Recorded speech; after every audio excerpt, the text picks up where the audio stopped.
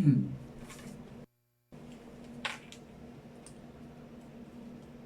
minamahal na mga kapatid, mga kababayan at mga kaibigan, magandang gabi po sa inyong lahat. Ang programang Ang Tinig ng Reformasyon ay muling nagbabalik ngayong gabi upang ipagpatuloy natin ang pag-aaral ng salita ng Panginoon. Dadako tayo sa isa na naman na yugto ng ating ginagawang Bible Study Series na pinamagatang Ang Mabuting Balita ng Kaligtasan. Ang paksa na pag-aaralan natin ngayong gabi ay tungkol sa mga tanda na malapit na ang pagparito ni Panginoong Hesus Kristo. Subalit bago po tayo magpatuloy sa ating diskusyon, tayo po muna ay manalangin.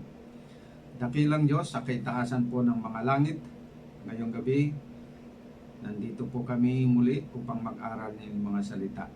Buksan po ang aming pangunawa, gabayan ang bawat nakikinig sa radyo at sa Facebook, na nawa ay maintindihan namin ang mensahe na nais mong iparating sa amin ngayong gabi. Ito po ang aking dalangin, laki pagkapatawaran ng aming mga kasalanan at pagtanggap ng aming munting paglilingkod sa inyo. Ito ang aking dalangin sa pangalan ng Panginoong Hesus. Amen. Pagpatuloy po natin ang pagtalakay sa paksa ng mga tanda na malapit na ang pagparito ng ating Panginoong Hesus. Sa nakalipas ay pinag-aralan natin ang mabuting balita ng ikalawang pagparito ni Panginoong Hesus at ating napag-alaman na siguradong si Hesus ay darating ayon sa kanyang ipinangako sa kanyang mga alagad. Ayon sa John 14 verse 1 to 3, malinaw ang sinasabi ni Hesus, huwag kayong mabalisa ang inyong mga puso. Nanampalataya kayo sa Diyos, manampalataya rin kayo sa akin. Sa bahay ng aking ama ay maraming tirahan. Kung hindi gayon ay sinabi ko sana sa inyo, ako ay paroroon upang maghanda ng dako para sa inyo. Kapag ako ay pumaroon at naghanda ng dako para sa inyo, ako ay muling babalik. Kayo ay aking tatanggapin sa aking sarili upang kung saan ako naroon ay nandoon din kayo. Ipinangako ni Kristo sa kanyang mga alagad na siya ay pupunta sa kanyang ama sa langit upang maghanda ng dako para sa kanila at pagkatapos ay babalik siya upang muling makapiling niya sila magpakailanman. Buong sinampalatayanan ng mga alagad ang pangakong ito ni Hesus na siya ay muling darating at sila ay magpipisan muli. Bakit kaya sila ganon ka-sure na si Hesus ay talagang muling babalik? Sapagkat nakita nila kung gaano kalaki ang pag-ibig ni Kristo sa kanila. Talastas nila ang sabi ng John 13 verse 1 na iniibig ni Kristo ang kanyang mga tagasunod na nasa daigdig at sila'y minahal niya hanggang sa wakas.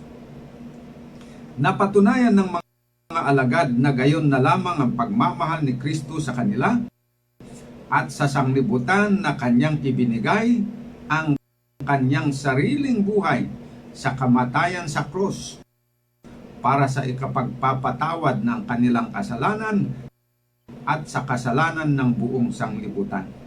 Ito ang bumagbag sa kanilang damdamin at nagpatubo ng gayon ding pag-ibig sa kanilang puso para sa kanilang Panginoon. Ang kanilang dating pusong makasarili na laging nakikipagkompetensya sa mataas na posisyon ay napalitan ng isang bagong pusong mapagmahal at mapagpakumbaba at handang maglingkod sa iba. Ang kanilang pag-ibig sa Panginoon ay nakaabot sa punto na handa na rin silang ibigay ang kanilang buhay alang-alang sa karangalan ng Diyos. Hindi nila nakalimutan ang sabi ni Kristo sa kanila sa Matthew 24:9 na kung saan ay sinasabi sabi ni Kristo sa kanila, kung magkagayoy, ibibigay kayo sa kapighatian at kayo'y papatayin at kayo'y kapupuutan ng lahat ng mga bansa dahil sa aking pangalan. Subalit hindi na sila natatakot mamatay, mga kapatid. Buo ang kanilang paniniwala na dahil sa laki ng kanyang pag-ibig sa kanila ay hindi magagawa ni Kristo na pabayaan na lamang sila na manatiling na mamatay at manatiling alabok magpakailanman. Kanilang iniukit sa kanilang puso ang sabi ni Jesus kay Maria sa John 11:25. Sinasabi ni Jesus sa kanya, ako ang pagkabuhay na maguli at ang buhay. Siya na sumasampalataya sa akin, bagamat siya ay mamamatay, siya ay mabubuhay. Ang bawat isang nabubuhay at sumasampalataya sa akin ay hindi mamamatay magpakailanman. Yan po ang talagang minimorize nila, isinulat sa kanilang puso ang pangako ni Jesus na ito, kaya't hindi na sila natatakot sa kamatayan. Sabi pa ng John 6 verse 37 to 40, ganito ang kanilang inilagay sa kanilang puso. Ang lahat ng ibinigay ng Ama sa akin, sabi ni Kristo, ay lalapit sa akin at lumalapit, at ang lumalapit sa akin ay hindi ko itataboy. Bumaba ako mula sa langit, hindi upang gawin ang nais ko, kundi ang kalooban ng nagsugo sa akin.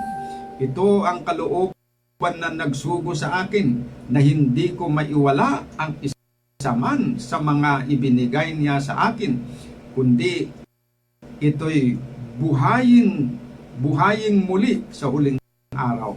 Sapagkat ito ang kalooban ng aking Ama, na ang bawat tumitingin sa anak at sumasampalataya sa kanya ay magkaroon ng buhay na walang hanggan, at muli ko siyang bubuhayin sa huling araw. Ayan po mga kapatid ang lagi nilang inaalala, lagi nilang iniisip, kung kaya't sila po ay hindi na natatakot sa kamatayan. Hindi sila nawawalan ng pag-asa, sapagkat nandun buhay na buhay ang pangako ng Panginoon sa kanilang puso, na kahit sila'y mamatay at papahintulutan nga ng Panginoon na sila'y mamamatay dahil sa kanyang kasalanan, dahil sa kanyang pangalan, subalit sila ay buo ang kanilang paniniwala na bubuhayin sila pagdating ng araw. Ang mga alagad ay nagagalak sa pangako na bagamat papayagan ni Kristo na sila'y mamamatay, subalit siya ay muling babalik at bubuhayin sila upang muli silang magkapisan sa kanyang walang hanggang kaharian. Bakit kailangan na sa ikalawang pagparito ni Panginoong Hesus bubuhayin ang mga nangamatay na mga anak ng Diyos at hindi sa ibang panahon?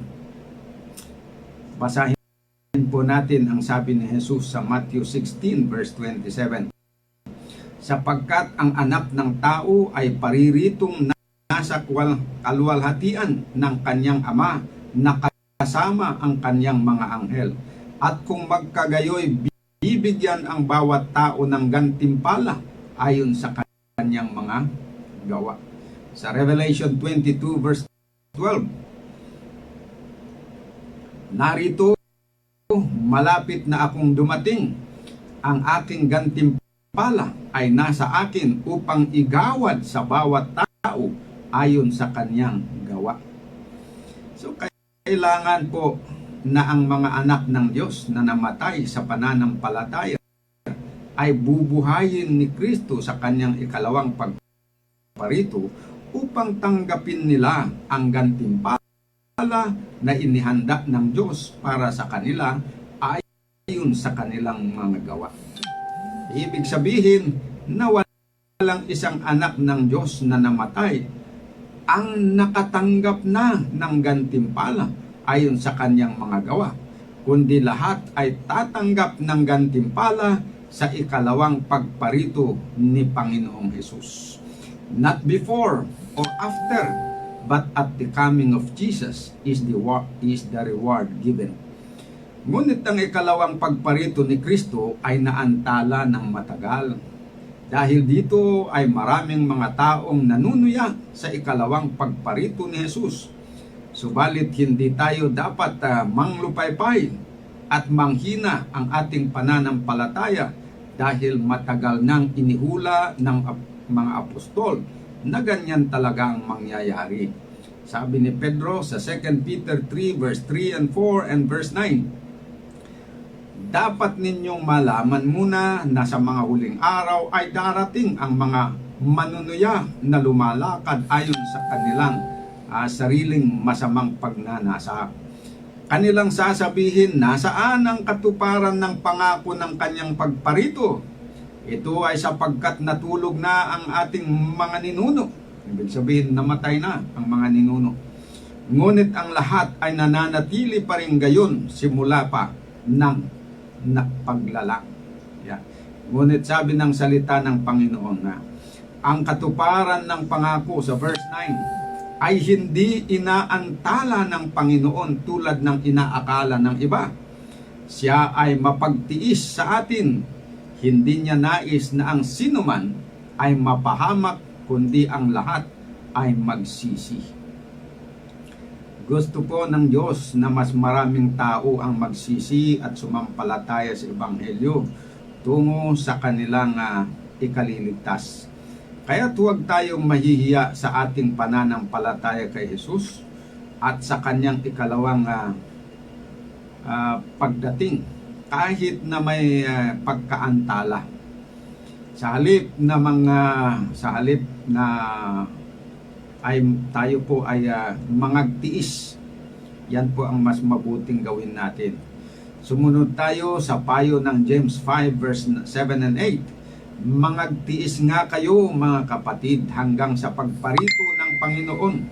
Narito inaasahan ng magsasaka ang mahalagang bunga ng lupa na may pagtitiis hanggang sa tanggapin ang ulang maaga at huli. Mangagtiis din naman kayo, pagtibayin ninyo ang inyong mga puso sapagkat ang pagparito ng Panginoon ay malapit na. Kung nakatulong sa mga alagad noon ang payong ito ni Santiago, ay higit na makatulong kung susundin natin ang payo na magtiis at pagtibayin ang ating mga puso. Sapagkat ang pagparito ng Panginoon ay tunay na malapit na. Kung noon ay malapit niya, ngayon mas malapit na sa ating bahagi ngayon. May binigay ba si Kristo na mga palatandaan upang malaman natin na talagang malapit na ang kanyang ikalawang pagparito? Ang sagot dyan po mga kapatid ay meron. Basahin po natin ang Matthew 23 verse 37 and 38 at Matthew 24 verse 1 to 3. Dire-diretso po yan kasi magkadugtong lang yung Matthew 23 at saka Matthew 24. O Jerusalem, Jerusalem, ikaw na pumatay sa mga propeta at bumabato sa mga sinugo sa iyo. Gaano kadalas kong ninais na tipunin ang iyong mga anak katulad ng pagtipon ng inahing manok sa kanyang mga sisiw sa ilalim ng kanyang pakpak, ngunit ayaw ninyo. Narito ang iyong bahay ay iniwanang wasak. Si Jesus ay lumabas at umalis mula sa templo. Lumapit sa kanya ang kanyang mga alagad upang ituro sa kanya ang mga gusali ng templo. Ngunit sinabi ni Jesus sa kanila, nakikita ba ninyo ang lahat ng mga ito? Katotohanang sinasabi ko sa inyo, walang maiiwang isang bato dito na nakapatong sa kapwa bato na hindi babagsak. Habang siya ay nakaupo sa bundok ng mga ulibo, ang kanyang mga alagad ay lumapit sa kanya ng bukod. Privately, sinabi nila, sabihin mo sa amin, kailan mangyayari ang mga bagay na ito? Ano ang tanda ng inyong pagdating at ang mga tanda ng katapusan ng kapanahon ito o katapusan ng mundong ito? Dalawang bagay, mga kapatid, ang hiniling ng mga alagad na sabihin ni Panginoong Hesus. Okay, ang una, ang mga tanda ng pagkawasak ng Jerusalem at ng templo, at ang mga tanda ng pagdating ni Panginoong Hesus na siya na rin ang katapusan ng mundo. Ang sagot ni Hesus sa dalawang tanong na ito ay mababasa sa Matthew chapter 24, Luke chapter 23, at Mark chapter 13. Yan po ang tatlong kapitulo na doon po sinulat ng mga tatlong manunulat na ito ang tungkol doon sa diskurso ni Kristo bilang kasagutan doon sa kanilang dalawang tanong. Kung babasahin natin ang mga tanda na binigay ni Kristo dito sa tatlong kapitulo na ito, kailangan na kilalanin natin kung alin sa mga tanda na binanggit ang para sa pagkawasak ng Jerusalem at kung alin sa mga tandang binanggit ang para sa ikalawang pagparito ng Panginoong Hesus. Dahil yung tanda na binigay niya ay nagkahalo. Meron doon yung para lamang doon sa malapit na pagkawasak ng Jerusalem at meron din naman yung mag-apply doon sa kanyang second coming. Ayan po, mga kapatid. So, pagbabasahin po natin yan, tingnan natin na hindi yung para doon sa tanda sa pagkawasak ng Jerusalem, huwag nating i-apply doon sa second coming. At yung sa para sa second coming, huwag nating i-apply doon sa para sa Jerusalem. So gusto kong pag-aralan natin yung mga tanda na malinaw na magpapakita na malapit na talaga ang pagdating ni Jesus. Dito po tayo mag-focus dahil ito po ang ating paksa ngayong gabi. Basahin po natin ang Matthew 24 verse 29 to 30. Pagkatapos ng mga paghihirap, ng tribulations sa Tagalog ito, sa English. Pagkatapos ng paghihirap o tribulation sa mga araw na iyon, kaagad ang araw ay magdidilim, ang buwan ay hindi magbibigay ng kanyang liwanag at ang mga bituin ay babagsak mula sa langit at ang mga kapangyarihan ng mga langit ay mayayanid. Pagkatapos ay makikita ang tanda ng anak ng Diyos sa langit. Pagkatapos ay mananaghoy ang lahat ng mga lipi ng lupa. Makikita nila ang anak ng tao na dumarating sa mga ulap ng langit na may kapangyarihan at dakilang kaluwalhatian. So, tandaan po ninyo, may binanggit dito ng mga tanda. Focus lang ako dito sa ating discussion dito. May mga ibang mga tanda pero huwag muna nating i-discuss yan. Masyado nang malawak ang discussion kung ganon. So mag-focus lang tayo dito sa tanda na mangyayari doon sa langit na pagkakakilanlan na malapit na ang pagbabalik ni Jesus. At sinabi dito na pag nakita nangyari na ito ay talagang ang susunod na event ay ang pagpapakita na ng anak ng tao.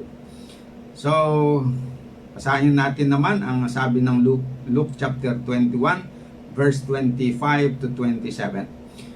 Magkakaroon ng mga tanda sa araw at sa buwan at sa mga bituin. Sa ibabaw ng lupa ay magkakaroon ng kabalisahan ng mga bansa na may pagkalito. Magkakaroon ng malakas na ugong ng daluyong at ng dagat. Panghihinaan ng loob ang mga lalaki dahil sa takot at sa paghihintay roon sa darating sa daigdig, sapagkat ang kapangyarihan ng mga langit ay mayayanig. Pagkatapos makikita nila ang anak ng tao na dumarating sa ulap na may kapangyarihan at dakilang kaluwalhatian. Kapag nagsimulang mangyari ang mga bagay na ito, itingala ninyo ang inyong mga ulo at tumingin sa itaas, sapagkat ang inyong katubusan ay nalalapit na. So, medyo hindi gaano malinaw ang sinabi dito sa Luke chapter 21 verse 25 tungkol sa tanda. Kasi sabi lang na magkakaroon ng mga tanda sa araw, pero hindi binanggit kung anong tanda yun, anong mangyayari sa araw. At sa buwan, pero hindi rin pinaliwanag kung anong mangyayari sa buwan. At sa mga bituin, hindi rin sinabi kung anong magiging dapat pagmasdan doon sa bituin. Pero yung kanina sa Matthew, medyo mas malinaw. Kasi sabi niya dito sa tanda, pagkatapos ng mga paghihirap sa mga araw na iyon, kaagad ang araw ay magdidilim. So yun yung sinasabi dito, magkakaroon ng tanda sa araw ayon sa Lucas. Pero dito sa 20 kay Matthew ay sinabi na yung tanda doon na magkakaroon ng tanda sa araw ay yung pagdidilim ng araw. Sa Lucas sabi din na magkakaroon ng tanda sa buwan. Pero dito kay Matthew sinabi na ang buwan ay hindi magbibigay ng kanyang liwanag. Doon di mas malinaw yun. Kay Lucas, sinabi rin na magkakaroon ng tanda sa bituin. Pero hanggang doon lang. Pero dito sa Matthew, sinabi na ang mga bituin ay babagsak mula sa langit. Ayan. At sabi dito na ang kapangyarihan ng mga langit ay mayayanig. Okay, yun ang resulta na para bang yung kahoy na may bunga tapos yuyugain mo na ganyan ay magsihulog yung mga bunga niya, mga dahon. Ganun ang paglalarawan doon sa mangyayari sa mga bituin. Okay, so dito naman tayo sa Mark chapter 13 verse 23 to 26. Subalit mag-ingat kayo, narito sinabi ko na sa inyo noong una ang lahat ng mga bagay. Ngunit sa mga araw na iyon, pagkatapos ng kahirapang iyon, yung kahirapan na binanggit dito, tribulation sa English. Pagkatapos ng tribulation, ang araw ay magdidilim, ang buwan ay hindi magbibigay ng kanyang liwanag, ang mga bituin ng langit ay malalaglag. Ayan, so mas malinaw dito. Parehas lang doon sa Matthew 24. Kasi ang tanda sa araw, sabi ang araw ay magdidilim. Sa buwan naman ay hindi magbibigay ng kanyang liwanag. Sa mga bituin naman ng langit ay malalaglag. Yan. Ang mga kapangyarihan na nasa mga langit ay mayayanig. Parehas lang din doon sa Lucas kanina. Sa oras ding iyon, makikita nila ang anak ng tao na dumarating na nasa mga ulap na may dakilang kapangyarihan at kaluwalhatian. Kaya't kung papansinin niyo mga kapatid, may 4 na mga pangyayari na magsisilbing tanda upang matansya natin ang ikalawang pagparito ni Jesus. Yung kung gaano kalapit yung ikalawang pagparito ni Jesus. Ang una ay yung sabing may mangyayari na tribulation o kahirapan. At ikalawa, pagkatapos mangyari yung kahirapan, saka pa magkakaroon ng tanda sa langit na kung saan ang araw ay magdidilim, ang buwan ay hindi magbibigay ng kanyang liwanag, at ang mga bituin sa langit ay malalaglag. Okay, pinili ko ang pangyayari ni ito kasi ito ay may mga may mga pitsa. kung kailan nangyayari ito. Kaya dahil may petsa, malalaman natin yung buwan, yung taon, kaya meron tayong magiging malinaw na unawa na talagang malapit na. Yung iba kasi walang mga ano yan parang general na ano ba? General. Halimbawa, yung doon magkakaroon ng mga lindol. Ang dami ng mga lindol na lumipas. Ayan. Tapos magkakaroon pa ng mga gira. Ang dami ng mga gira-girang nangyayari. Mula sa panahon ng mga alagad, ang daming girang nangyari. Ayan. Pero hindi pa rin makapagpapakita ng ano ba, yung mas malinaw na estimate na magbigay ng idea sa atin kung gaano kalapit ang pagdating ni Jesus. Pero dito po sa apat na ito na tanda ay talagang magbibigay sa atin ng mas malinaw na estimate na talagang malapit na. Meron pa palang ikaapat dito na source natin. Ito ay hindi kay Kristo mismo nung siya nandito. Nung si Kristo ay umakyat sa langit, nagbigay siya ng pangitayin doon kay Apostle John. At si John naman nagbigay ng mga hula. Isa sa kanyang hinula ay may kinalaman dito sa tanda ng malapit ng pagbabalik ni Jesus.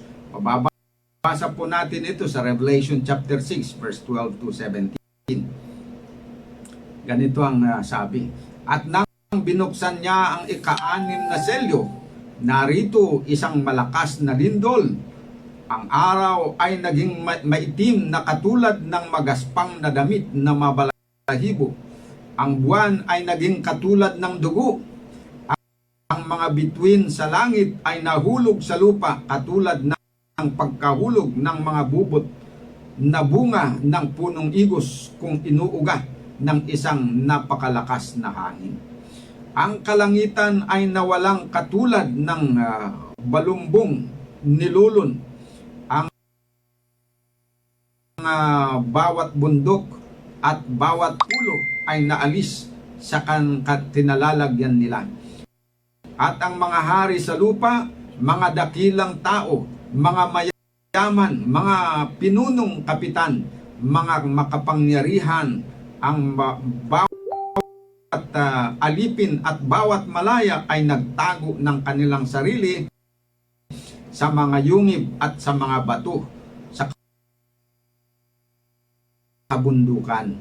Sinabi nila sa mga bundok at mga bato, bagsakan ninyo kami. Itago ninyo kami mula sa mukha ng nakaupo sa trono ng Diyos at mula sa puot ng kordero. Kaya kung pagsamasamahin natin itong sinabi ni Matthew, sinabi ni Lucas, yung sinulat ni Marcos at dito sa hula ng Revelation, makikita natin na yung apat dito na tanda, tribulation, matatapos muna, pagkatapos yung magpagdidilim ng araw, tapos yung hindi pagbibigay ng liwanag ng buwan, at saka yung pagkahulog ng mga bituin. Pagkatapos nito ay malapit na talagang sumunod yung ikalawang pagparito ni Jesus. Pero dito sa bago pa dumating si Jesus, meron pang isang hindi pa natutupad Etong verse 14, ang kalangitan ay nawalang katulad ng balumbong nilulun. Ang bawat bundok at bawat pulo ay naalis sa kinalalagyan nila. Hindi pa naman nangyayari ito, di ba? Pero etong apat na ito, yung tribulation, darkening of the sun and the moon and the falling of the stars, nangyari po ito sa kasaysayan. At yun po ang gusto kong pag-aralan natin para makita ninyo, pag alam niyo yung petsa kung kailan nangyari ang mga ito, mga tanda na ito, ay di alam na natin na talagang malapit na. Yeah? So isa-isahin po natin na pag-usapan ang mga tanda na ito.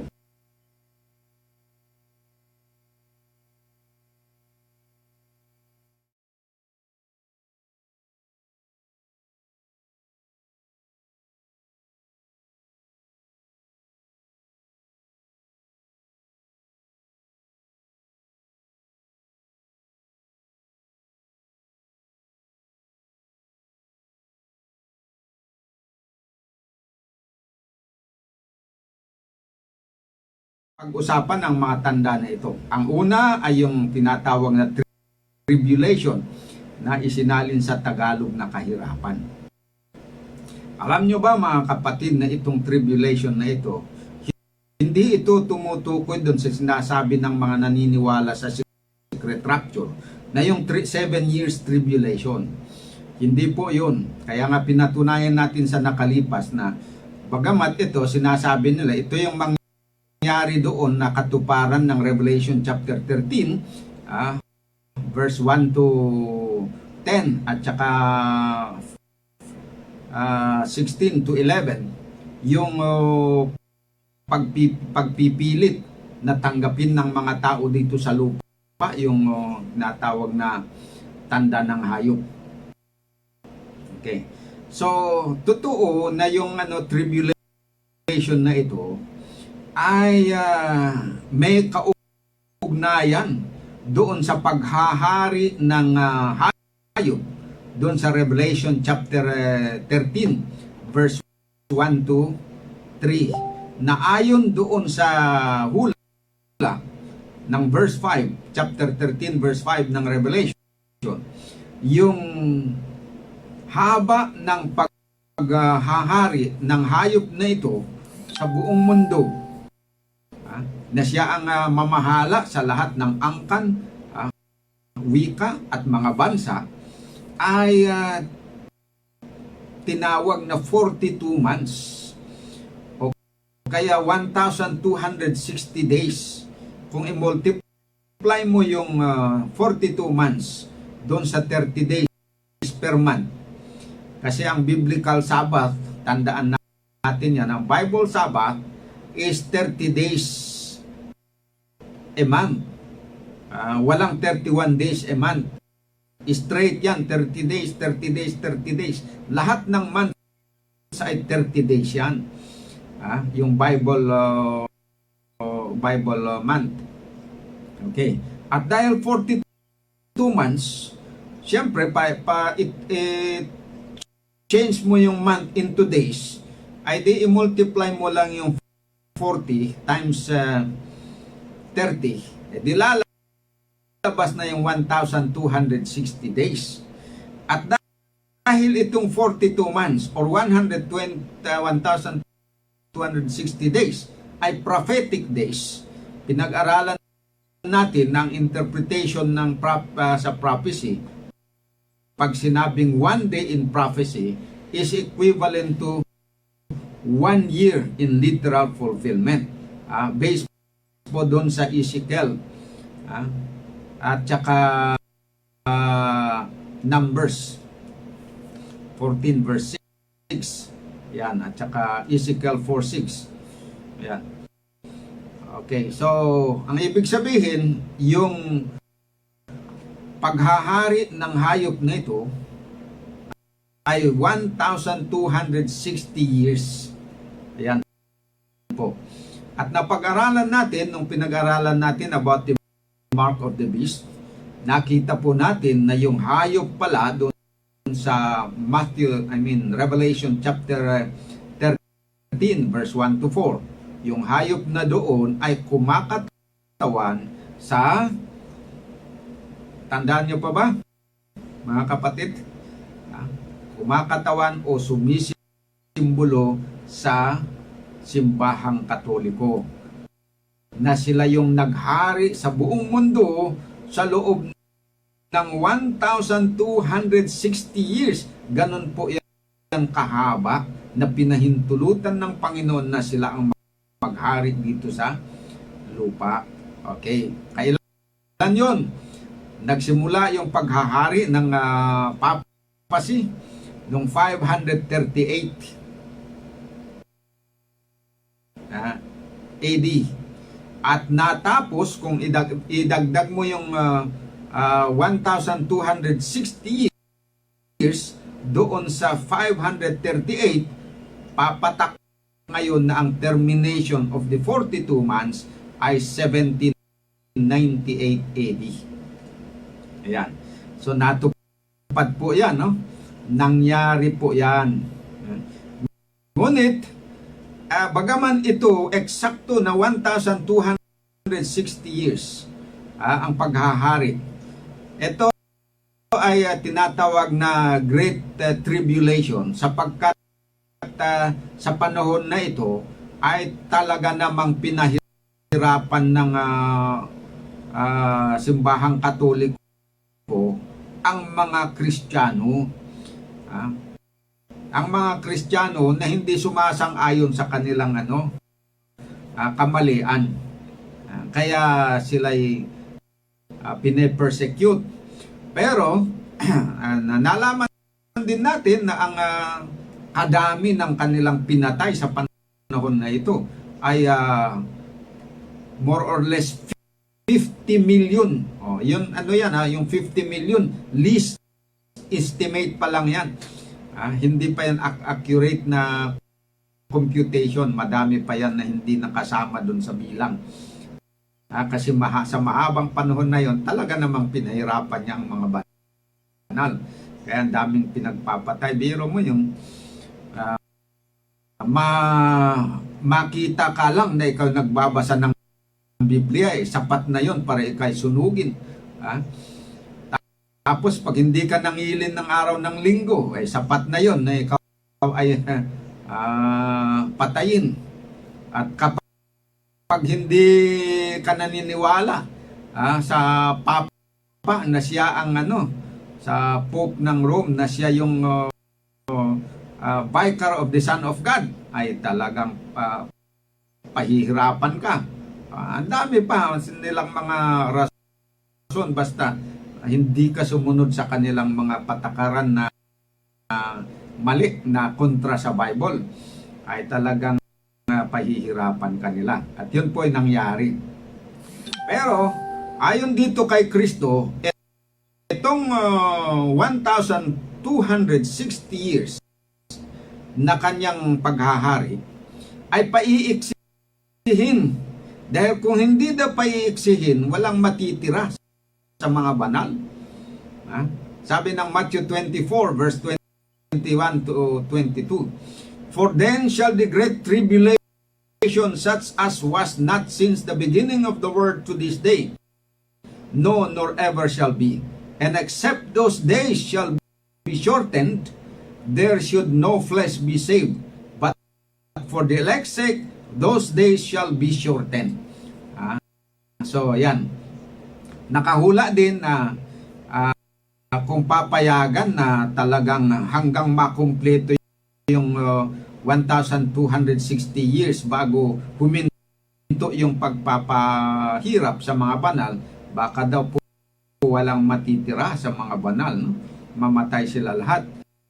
Kaya minabuti ng Diyos na paiksihin niya, ibig sabihin, bago pa dumating yung 1798 na termination ng kanyang paghahari, ay gagawa ang Panginoon ng paraan na mapapahinto na yung pag-uusig sa mga banal. At nangyari po, totoo yun, nangyari yung yung napaiksi nga, yung pag-uusig. Ayon sa kasaysayan, about 25 years earlier than 1798, huminto na ang persecution. Yan, bilang katuparan ng sabi ni Kristo nga, "Except those days shall be shortened, there should be no flesh be saved. But for the elect's sake, those days shall be shortened." Yan po ang nangyari. Pinashorten ng Panginoon. Kaya mga 1770, huminto na ang persecution. Tanong, may nakasulat ba sa history ng sanglibutan na nangyari na pagdilim ng araw after na huminto ang persecution noong 1770. Ayon doon sa bilang katuparan ng sinabi ni Kristo na pagkatapos ng tribulation, pagkatapos ng persecution ay magdidilim ang araw. Nangyari po ba? Ang sagot po ng kasaysayan ay opo, nangyari. Kaya kung kayo po ay mahilig sa research, itanong nyo kay Google, ay bibigay niya ang kasagutan. Sinubok ko po. Ito ang na-search ko na isa, www.englandhistoricalsociety.com news. Yan. At ito ang lumabas. Itinipe ko yung dark day. Yung dark day na natawag kasi nga yung yun ang English the sun shall become dark, or the sun shall be darkened. Okay, itinipe ko yung dark day. Ito ang binigay ni Google. Eto. Kaya sabi dito sa article na ito ay inire-relate niya na may nangyari daw doon sa banda sa Amerika noong May 19, 1780. Tignan nyo, just 10 years after na huminto yung persecution noong 1770. 10 years after that, noong 1780, May 19, ay nangyari yung pagdidilim ng araw. Ito ang report ng news.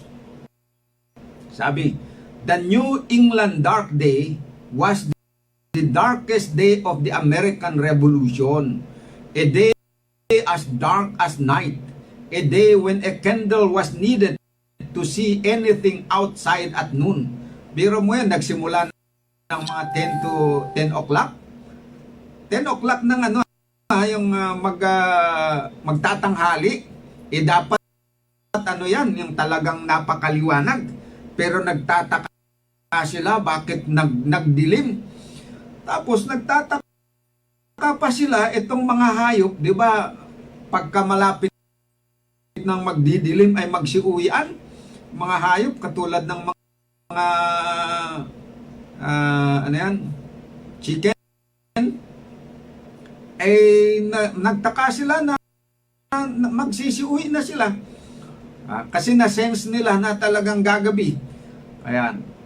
Kaya yon, nakapagtataka ito na nangyari na naging napakadilim at mas madilim pa, mas makapal yung dilim niya kaysa yung ordinary na gabi. Ito pa ang sabi, on May 19, 1780, the sun came up at usual nung umaga. But then the skies over New England darkened as far north as Portland, Maine, and as far south as New Jersey. There George Washington, fighting the Revolutionary War, reported the dark day in his diary. Makahit si President George Washington, na-witness niya yung pangyayari na ito kay sinulat daw niya sa kanyang diary. Sabi niya, heavy and uncommon kind of clouds, dark, and at the same time a bright and reddish kind of light intermixed with them, brightening and darkening alternately. Washington wrote. Yan po. This continued till afternoon when the sun began to appear. The wind in the morning was easterly. After that, it got to the westward. Ang ibig sabihin noon, nagsimula nung umaga mga 10 to 11, nagsimula ng magdilim hanggang sa hapon yun nagpatuloy. Tuloy natin. The dark day inspired terror, panic and puzzlement. Men prayed and women wept. Thousands left off work and took to tavern and churches for solace. Children were sent home from school. Bewildered chickens went to the roast. Frightened cattle returned to their stalls. The night birds whistled and frogs peeped as they did at midnight. Ayan. The extent of this darkness was extraordinary. It was observed as far east as Falmouth. To the westward, it reached to the farthest part of Connecticut and to Albany. To the southward, it was observed along the sea coast, and to the north as far as the American settlements extend. Ang sinulat ni William Gordon sa kanyang aklat na ang tawag ay History of the Rise, Progress, and Establishment of the Independence of the United States of America, Volume 3, page 57. Yan. Ang historical record. So yan po ang patutuon ng kasaysayan ng history ng sanglibutan na pinatutunayan niya na nangyari yung sinabi ni Kristo na tanda, na after the tribulation ended, and that tribulation that's supposed to end in 1798, pero sinorten ng Panginoon at napahinto around 1770. Pagkatapos daw ng tribulation ay magdidilim ang araw. Nagdilim nga ayon sa kasaysayan, mga kapatid. Paano naman yung sabi doon na ang buwan ay hindi ibibigay ang kanyang liwanag? Nangyari din sa panahon na yon. Yung sumunod na araw, siyempre, yung dark day, yung May 19, 11 hanggang sa afternoon. Nung kinagabihan noon, nagtaka din sila kasi full moon man sana yon, full moon. Maganda yung na nagpakita pa yung buwan saglit, pero dumilim. Pagkatapos nagbago yung anyo ng buwan, yung buwan, naging parang dugo ang itsura. Ayaw magliwanag. Parang dugo ang itsura, pero dito sa lupa ang kapal ng dilim. Okay, basahin po natin ang sabi naman ng kasaysayan. Ito ay sulat naman na sinulat ni Samuel Tenney doon sa kanyang aklat na tinawag na Collections of Massachusetts Historical Society for the year 1792, Volume 1, pages 97 and 98. Basahin ko. The moon became as blood, sabi niya. The darkness of the following night, May 19, 1780, was unnatural as that of the day had been. Unnatural daw yung gabi na yon, katulad nung araw na unnatural kasi yung araw na yon naging madilim. Yung araw, nakikita nila yung araw, dumilim ayun natakpan na ng kadiliman ayon sa mga evaluation ng mga scientists nung araw. Imposible daw na eclipse ang dahilan. Kasi at that time, yung position ng araw at saka yung buwan ay hindi naman nagkatapat. Kaya hindi sila naniwala na yan ay eclipse. At wala silang ibang paliwanag. That is an unnatural occurrence. Hindi normal. Yan, katuparan lang ng hula ni Kristo yan. Tanda na malapit na ang pagbabalik ni Jesus. Tuloy kong basahin, The darkness of the following evening was probably as gross as ever has been observed since the Almighty gave birth to light. I could not help conceiving at the times that if every luminous body in the universe had been shrouded in impenetrable shades or struck out of existence, the darkness could not have been more complete. A sheet of white paper held within a few inches of the ice was equally invisible with the blackest velvet. Ibig sabihin yan, doon sa gabi na yon, grabing ano yon, yung kadilim nung gabi, na kung kukuha ka daw ng yung bond paper ng pula, puti, iharap mo lang sa mukha mo a few inches, let's say 3 inches away from your eyes, hindi mo na makikita yung ano niya, yung kaputian niya. Ganon daw kaitim, kalalim yung darkness nung gabi na yon. Kaya extraordinary darkness, hindi katulad ng regular na gabi, siyempre madilim. Pero kahit madilim, hindi naman yung kahit 1 feet naman na ilagay mo yung bond paper, visible pa rin, makikita mo pa rin. Pero dito grabe daw talaga ang kaitim ng kadiliman. Okay, dito sa Boston Gazette, May 29, 1780. Okay, ganito ang sinulat ng isang writer. In the evening, perhaps it never was darker since the children of Israel left the house of bondage. The gross darkness helped till about 1 o'clock, although the moon had full but the day before. Ayan. Yung kakaiba na darkness na yon, yan mula sa evening hanggang sa bandang 1 o'clock. Na talagang grabe daw yung pagkadilim. Katulad ng pagdidilim ng araw, grabe daw yung pagdilim niya, na umaga, tanghaling tapat pero madilim. Ayan, nangyari yan, milagro yan. Yan ay tanda na hinula ni Kristo, tanda ng kanyang malapit na pagbabalik.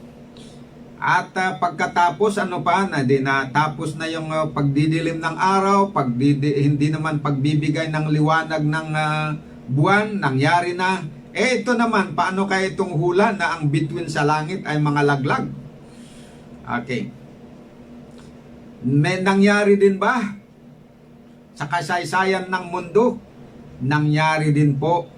Pero maraming taon na pagkatapos nitong dark day at saka dark night, darkest night, at saka yung moon becoming blood, at itsura na parang itsura ng pula na parang dugo.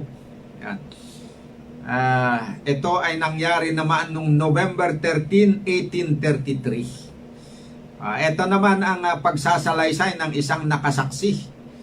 Dito sa New York Journal of Commerce, November 14, 1833, Volume 8, number 534, page 2. Ayan. Basahin natin ang pagsasalaysay ng isang eyewitness. At the cry, "Look out of the window." Na ibig sabihin siya, nakarinig daw ng isang sigaw na, "Look out of the window." Anong ginawa niya? I sprang from a deep sleep. With wonder saw the east lighted up with the dawn of meteors. I called to my wife to behold, and while rubbing, she exclaimed, "See how the stars fall," sabi niya. I replied, "That is the wonder," and felt in our hearts that it was a sign of the last days. For truly the stars of heaven fell unto the earth, even as a fig tree casteth her untimely figs, when she is shaken of a mighty wind, ayon sa Revelation 6 verse 13. Ang ibig sabihin, marunong sa Biblia itong tao na ito. Kaya nung nakita niya yon, naalala niya kaagad yung ito na yung katuparan ng hula na yon. Exactly na yung napapanood niya doon sa langit na nangyayari ay ganon yung pagka-describe doon sa Revelation 13. Sabi doon, "The stars of heaven fell unto the earth, even as a fig tree casteth her untimely figs, when she is shaken of a mighty wind." Tuloy niya, and how did they fall? Neither myself nor one of the family heard any report. And were I to hunt through nature for a simile, I could not find one so apt to illustrate the appearance of the heavens as that which St. John uses in the prophecy before quoted. It rained fire, says one. Another, it was like a shower of fire. Another, yan yung naririnig niya na description ng iba. Ang isang nag-describe is it rained fire. Sabi naman ng isa, it was like a shower of fire. Sabi naman ng isa, it was like the large flakes of falling snow before a coming storm, or large drops of rain before a shower. Sabi niya, I admit the fitness of this for common accuracy, but they come far short of the accuracy of the figure used by the prophet. The stars of heaven fell upon the earth. They were not sheets or flakes or drops of fire, but they were what the world understands by the name falling stars. Ayan. And one is speaking to his fellow in the midst of the scene would say, see how these stars fall? And he who heard would not pause to correct the astronomy of the speaker any more than he would reply, the sun does not move. To one who should tell him, the sun is rising. The stars fell even as a fig tree casteth her untimely figs, when she is shaken of a mighty wind. Here is the exactness of the prophet. The falling stars did not come as if from several trees shaken, but from one. Those which appeared in the north fell toward the south. Those who appeared in the north fell toward the north. Those which appeared in the west fell toward the west. And those which appeared in the south. For I went out of my residence into the park, fell toward the south. And they fell not as ripe fruit falls, far from it, but they flew. They were cast like the unripe fruit, which are first refused to leave the branch. And when it thus breaks its hold, flies swiftly straight off, descending, and in the multitude falling, some cross the tracks of others, as they are thrown with more or less force. Yan, pagkasalaysay ng isang eyewitness na nai-report noong dito sa New York Journal of Commerce. Ayan. Ito pa ang isang patunay. Ito naman, ang writer nito ay si Elijah Burritt. Sa kanyang aklat na tinawag na The Geography of the Heavens, page 163. The most sublime phenomenon of shooting stars, of which the world has furnished any record, was witnessed throughout the United States on the morning of the 13th of November 1833. The entire extent of this astonishing exhibition has not been precisely ascertained, but it covered no inconsiderable portion of the earth's surface. The first appearance was that of fireworks of the most imposing grandeur, covering the entire vault of heaven with myriads of fireballs, resembling skyrockets. Their coruscations were bright, gleaming, and incessant, and they fell thick as the flakes in the early snows of December. To the splendors of this celestial exhibition, the most brilliant skyrockets and fireworks of art bear less relation than the twinkling of the most tiny star to the broad glare of the sun. The whole heaven seemed in motion, and suggested to some the awful grandeur of the image employed in the Apocalypse upon the opening of the sixth seal, when the stars of heaven fell unto the earth, even as a fig tree casteth her untimely figs when she is shaken off a mighty wind. Ayan mga kapatid ang nangyari. So ang ibig sabihin, etong sinasabi ng mga tao na nakasaksi dito sa mga pangyayari, yan po ay magpapakita na totoong naganap yung sinabi ni Jesus almost 2,000 years ago. Bago nangyari, sinabi na ni Jesus na ganyan ang mangyayari. Pag nakita ninyo yan, sabi ni Jesus, alam nyo na ang aking pagbabalik ay malapit na. Yan po ang mensahe ng ating Panginoong Jesus. Pag nakita nyo ang mga yan, alam nyo na malapit na. Yan ang nasusulat sa Mark chapter 13 verse 29. So ye in like manner, When ye shall see these things come to pass, know that it is nigh, even at the door. So pag nakita nyo ang mga bagay na ito na sinasabi ko na nangyayari na, alam ninyo na ang aking pagbabalik ay malapit na. Kaya ganito po ang pakiusap ni Kristo sa atin ngayon, dahil tayo naman nakakaalam na sa pangyayari. Luke chapter 21 verse 28. Datapwat kung magpasimulang mangyari ang mga bagay na ito, ay magsitingin kayo at itaas ninyo ang inyong mga ulo, sapagkat malapit na ang pagkatubos ninyo. Yan po ang mensahe ni Kristo. Kailan itong yung huli na nangyari, yung falling of the star? 1833. Ngayon, mga, alam nyo, more than 100 years na ang nakalipas. Kaya kung malapit na noong 1833, lumipas na ang more than 100 years, di talagang mas malapit na tayo sa kaganapan. In reality, mga kapatid, kung hindi lang siguro iniisip ng Panginoon, yung binasa natin kanina ba na kung hindi lang siya mapagmatiis, dumating na sana siya. Pero yung sabi doon sa 2 Peter chapter 3, na akala ng tao talagang naantala ng mahaba. Pero hindi sinasadya na antalain ng Panginoon for the sake na maantala lang. He is not delaying just for the sake of delaying. But He is delaying dahil gusto niya na tayo ay makapagsisi sa ating mga kasalanan. Gusto niya na mas maraming tao ang makapagsisi at maka-avail ng kaligtasan. Pero siyempre, hindi ibig sabihin na delay na lang. Time will surely come na talagang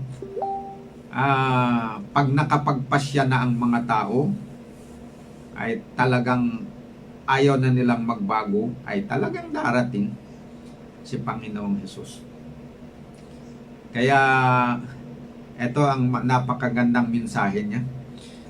Sapagkat malapit na ang pagtubos ninyo. Kaya kung nakita nyo na magpasimulang mangyari ang mga bagay nito, ay magsitingin kayo sa itaas ninyo at inyong mga ulo. Itaas ninyo ang inyong mga ulo, sapagkat malapit na ang pagkatubos ninyo. At sinalita niya sa kanila ang isang talinghaga. Ito Luke 21 pa rin binabasa ko. Verse 29, at sinalita niya sa kanila ang isang talinghaga, masdan ninyo ang puno ng igos at ang lahat ng mga punong kahoy. Pagka nangagdadahon na sila, ay nakikita ninyo at nalalaman ninyo na inyong sarili na malapit na ang tag-araw. Doon sa mga 4 seasons, pwera dito sa Pilipinas. Pero sa ibang lugar na 4 seasons sila, pagka daw nakita, ano yung sabi? Na nangagdadahon na sila, etong mga ay nakikita ninyo at nalalaman ninyo na sa inyong sarili na malapit na ang tag-araw. Ayan. Gayon din naman kayo, pagka nakita ninyong nangyari ang mga bagay na ito, yung nabanggit dito na natapos na yung tribulation, pinaiksi na ng Panginoon yung 1,260 years. Nangyari na yun, nakita na natin sa kasaysayan nangyari. Nakita na natin na nangyari na yung pagdidilim ng araw. Nakita na, kailan yun? 1780, May 19. Nakita na natin na yung hindi pagbibigay ng buwan ng kanyang liwanag. Noong kinagabihan noon, noong May 19, ibig sabihin, May 20 na. Hindi na nagbigay ng liwanag ang buwan. Nakita rin natin yung pagkahulog ng mga meteors, mga falling stars kung tawagin. Nakakaiba. Nakita na natin, naganap noong November 13, 1833. Yan. Sabi, pagka nakita ninyong nangyari ang mga bagay na ito, talastasin ninyo na malapit na ang kaharian ng Diyos. Datapwat ito ang gagawin, ha? Ito ang payo. Yamang alam na natin na malapit na, ha? Kung malapit sila noon, mas malapit tayo ngayon. Verse 34, pakinggan niyan ninyo ito dahil importante ang payo ng Panginoon. Datapwat mag-ingat kayo sa inyong sarili. Baka mga lugmok ang inyong mga puso sa katakawan at sa kalasingan at sa mga pagsusumakit ukol sa buhay na ito, at dumating na bigla sa inyo ang araw na iyon na gaya ng silo. Yan po ang payo sa atin. Yamang alam na natin na malapit na ang pagbabalik ng Panginoon. Nakita na natin ang palatandaan ng malapit na. Kaya pakinggan natin ito. I-internalize natin itong sabi ni Kristo dito. Mag-ingat kayo. Mag-ingat kayo sa inyong sarili. Mag-ingat tayo sa ating mga sarili. Tingnan natin na hindi tayo mga lugmok. Hindi mga lugmok ang ating mga puso sa katakawan. Ano ba yung katakawan? Yung bang nafo-focus ang ating attention doon sa mga kinakain natin, pagkain. Pulutan dito, pulutan. Sa mga mang-iinom, tawag nila kasi pulutan eh. Yung iba naman, yung talagang sa kainan, piyesta, kainan dito, kainan dyan. Tapos sa kalasingan, naglalasing sila. Sabagay kasi, alam nyo, itong katakawan sa pagkain ng karni. Yung kung pag-aralan nyo yung original word ng Hebrew na Greek pala, na translate sa English na surfeiting, nasa Tagalog is katakawan ang sabi dito. Surfeiting means riotous eating of flesh meat. Kaya tamang-tama mga kapatid yung mensahe na ito. Huwag tayong mga lugmok dun sa katakawan sa karni ngayon. Dapat bawasan na ang pagkain ng karni. At hindi lang bawasan, itakwil na yung pagkain ng karni. Dahil yan ay nagiging sanhi yan ng pagkakasakit. Marami kayang sakit ang makukuha dyan sa karni na yan. Dahil ayon dun sa Isaya, ang sumpa ng Panginoon ay ibinigay sa mga laman, sa mga lamang kati. Kaya nga pinapayuhan ang mga kaanib ng Iglesia ng Diyos sa huling araw na huwag na silang, sabi ni Kristo dito, huwag mga lugmok ang inyong mga puso sa katakawan sa pagkain ng mga karni at sa kalasingan. Ang ibig sabihin ng kalasingan dito, may kinalaman ito sa mga inumin na nakakalasing. Anumang klaseng inumin yan, San Miguel, beer, vodka, ano pa? Anong pangalan? Scotch? Hindi ko kabisado ang pangalan ng mga yan. Mga inumin na nakakalasing. Pero dapat huwag na daw tayo dito, huwag nang mga lugmok ang ating mga puso dito sa pagkain ng mga karni, pag-inom ng mga alak na nakakalasing. At ano pa, pangatlo, huwag din mga lugmok ang ating mga puso sa mga pagsusumakit ukol sa buhay na ito. Dahil sa tayo nakikipagkumpetensya na yumaman, wala na tayong panahon sa Panginoon. Meron dyan mga tao wala ng worship kasi umagang umaga talon na sa bahay, umalis na. Tapos pag uwi, gabing-gabi na, wala nang panahon, matulog na lang. Bakit? Kasi naghahanap buhay, sobra sa paghahanap buhay, na parang ang buhay ng buhay ay kinokontrol na lamang yan ng mga paghahanap buhay. Pera. Tapos hindi makontento, kailangan pa malaking pera. Palaki ng palaki, hindi pa makontento. Ayan mga kapatid, hindi ko sinasabing huwag tayong maghanap buhay. Kailangan nating maghanap buhay pero balansihin. Ha? Paano balansihin? Bigyan ng panahon ang paglilingkod sa kapwa at paglilingkod sa Diyos. Bigyan ng panahon ng pagsamba. Bigyan ng panahon ng pagsamba sa pamilya, umaga at saka hapon. Bigyan ng panahon na magsimba, isang araw, isang linggo. O magtrabaho tayo 6 na araw, ika-7 magpahinga. Ayan. Para huwag tayong mga lugmok sa pagsusumakit ukol sa buhay na ito. At ang mangyayari pag ganon, dumating na bigla sa inyo ang araw na iyon na gaya ng silo. Huwag nawang mangyari yun. Gusto ni Kristo na pagdating niya talagang nakahanda na tayo. Hindi yung kagaya lang ng baha noon sa panahon ni Noe. Nagtatawanan ng mga tao. Hindi nila alam. Ayaw nilang maniwala na may darating na baha. Sakalang nila nabigla. O totoo palang bumaha. Meron pala talagang baha. Akala namin hindi totoong mangyayari. Ngayon walang maraming hindi naniniwala na darating si Kristo. Huwag sana tayong ganun mga kapatid, maniwala tayo. May tanda na tayong nakita na malapit niya, ihanda na natin ang ating sarili. Sabi ng verse 35, sapagkat gayong darating sa kanila lahat na nangananahan sa ibabaw ng buong lupa.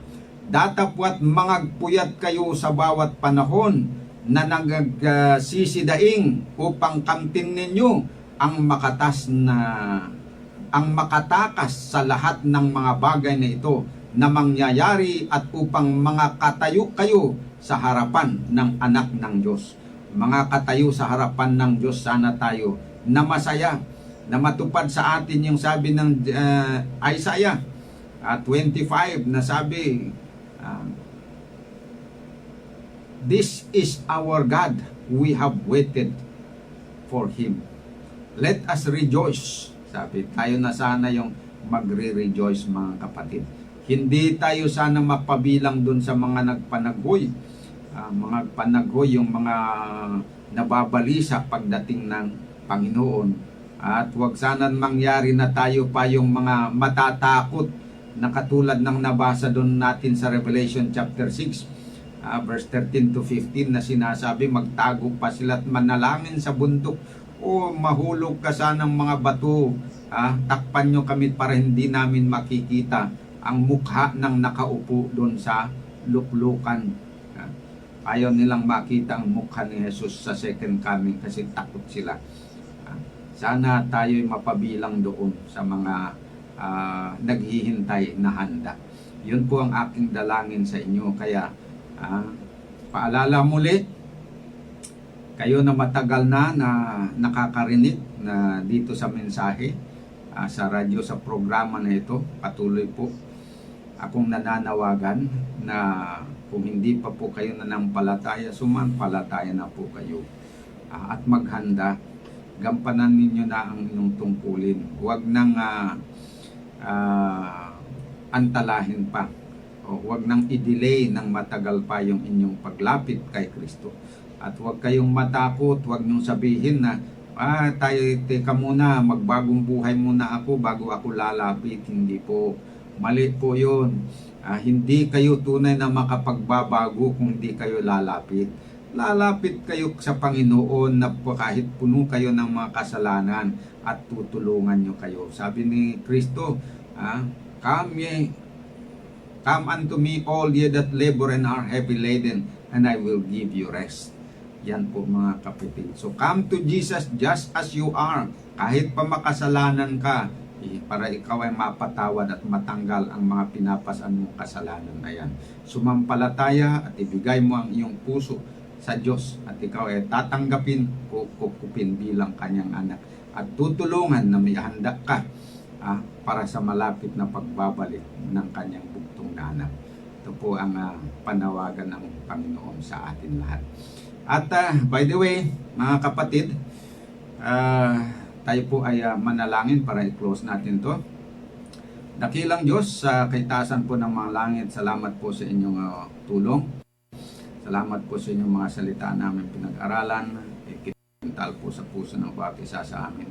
Tulungan po ang aming laging nakikinig sa programa ito, kasama ang mga baguhan na kung sila po ay hindi pananampalataya, ay lalangin ang pananampalataya sa kanilang puso, upang sila po ay manampalataya tungo sa ikaliligtas ng kanilang kaluluwa at sa kabuhay ng kanilang minamahal sa buhay. Ito po ang ating dalangin sa pangalan ng Panginoong Hesus. Bueno mga kapatid, siguro kung mangyayari na may masasakyan ako bukas, kung may darating na masasakyan ko, ay bukas po ay makakaalis na rin ako dito. Makakapunta ako ng Manila bukas. Ibig sabihin, bukas po ng gabi, baka hindi na po boses ko ang inyong maririnig. Hindi na po ako ang magpapatuloy dito sa ating gabi-gabi na pag-aaral. Pero tutok lang po, meron pa rin yan na magbabahagi ng salita ng Panginoon. Pero kung hindi matuloy man bukas, yung susunod sa akin, ay di magsama-sama pa rin tayo sa gabi. Pero kung matutuloy, ay break muna tayo at pagka nagbigay ang panahon ng pagkakataon na ako ay makabalik dito muli sa Kabatang Tiyaong, ay ipagpatuloy po natin doon ang ating pag-aaral ng salita ng Panginoon. So goodbye po sa inyong lahat, magandang gabi at ang Diyos ang sumasa inyong lahat. Ang tinig ng reformasyon. Ang tinig ng reformasyon.